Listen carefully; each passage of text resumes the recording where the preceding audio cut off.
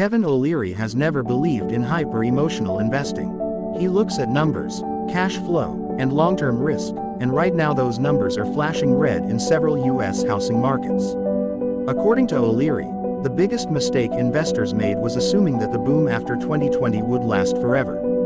Cheap money flooded the system, mortgage rates dropped to historic lows, and buyers rushed in without thinking about sustainability.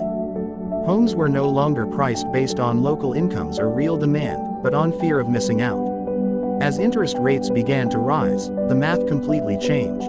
Monthly payments exploded, affordability collapsed, and suddenly millions of potential buyers were locked out of the market. O'Leary explains that real estate only works when people can actually afford the payment, not just the purchase price. At the same time, property taxes, insurance costs, and maintenance expenses surged, squeezing both homeowners and investors from every direction. He also warns that investor-driven markets are the most dangerous during transitions like this. When prices are supported by speculation rather than end users, confidence can vanish overnight. Once investors stop buying, liquidity dries up, listings pile up, and price cuts accelerate. According to O'Leary, this is exactly the environment forming right now. The market isn't collapsing everywhere, but in certain states the foundation is already cracking, and 2026 is when those cracks could turn into full-scale breakdowns. Florida stands at the center of Kevin O'Leary's warning, not because people have stopped moving there, but because the underlying costs of owning property are spiraling out of control. For years, Florida was fueled by retirees, remote workers, short-term rental investors, and out-of-state buyers chasing tax advantages and lifestyle appeal. Prices surged at a pace far faster than local wages, creating a market heavily dependent on investors rather than long-term residents.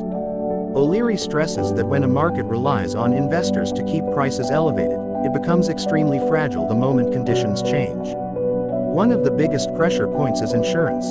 Home insurance premiums in Florida have exploded, and in some coastal or high-risk areas, they have doubled or even tripled in just a few years. For condo owners, the situation is even worse. New safety regulations, aging buildings, and deferred maintenance have triggered massive special assessments, catching owners completely off guard. O'Leary explains that many buyers ran the numbers based on low monthly costs that no longer exist. When insurance, WAF fees, and taxes rise faster than rents or incomes, the investment math collapses. Another major risk comes from oversupply. Developers rushed to meet post-pandemic demand, especially in condo-heavy markets along the coast. Now, inventory is quietly building. Units are sitting longer, price reductions are becoming more common, and sellers who expected quick exits are realizing buyers are far more cautious.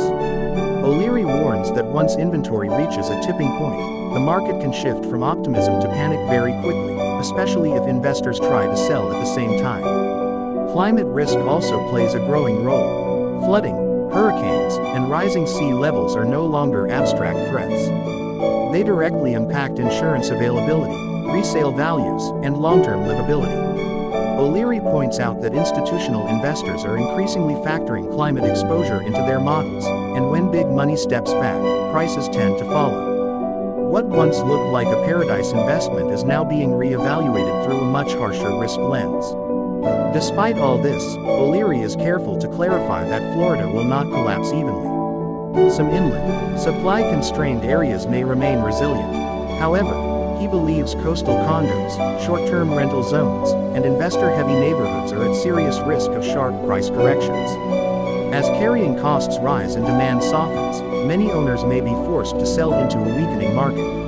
According to O'Leary, Florida's real estate story in 2026 won't be about growth or hype. It will be about survival, discipline, and who gets out before the pressure becomes unbearable. Arizona, and especially the Phoenix metropolitan area, represents exactly the kind of market Kevin O'Leary believes is most vulnerable when economic conditions tighten.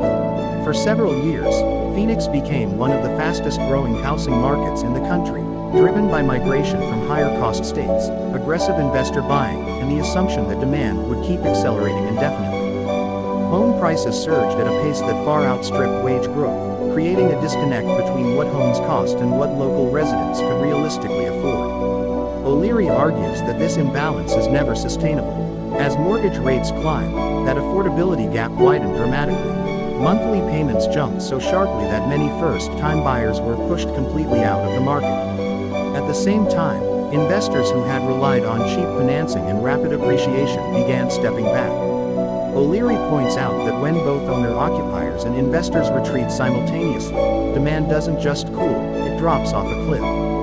Listings start to sit, sellers grow impatient, and price reductions become the norm rather than the exception.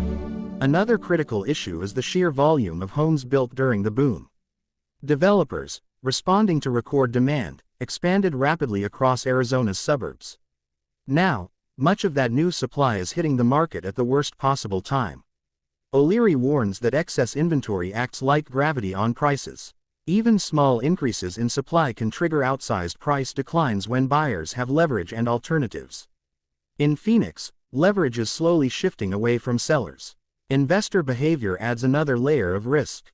A significant share of Arizona homes were purchased as rentals or short-term investments, not primary residences. When rents stop rising fast enough to offset higher financing, taxes, and maintenance costs, those properties lose their appeal. O'Leary explains that investors tend to exit together, not gradually. Once confidence breaks, selling accelerates, and that momentum feeds on itself. O'Leary also highlights that Arizona lacks the economic insulation of some other markets. While the state has grown, many jobs remain sensitive to economic slowdowns. If employment weakens or migration slows even modestly, housing demand could fall sharply. According to O'Leary, Arizona's risk isn't a slow decline, it's a fast adjustment. In his view, 2026 could expose how fragile the foundation really is in markets that grew too far, too fast, and relied too heavily on speculation instead of long-term fundamentals.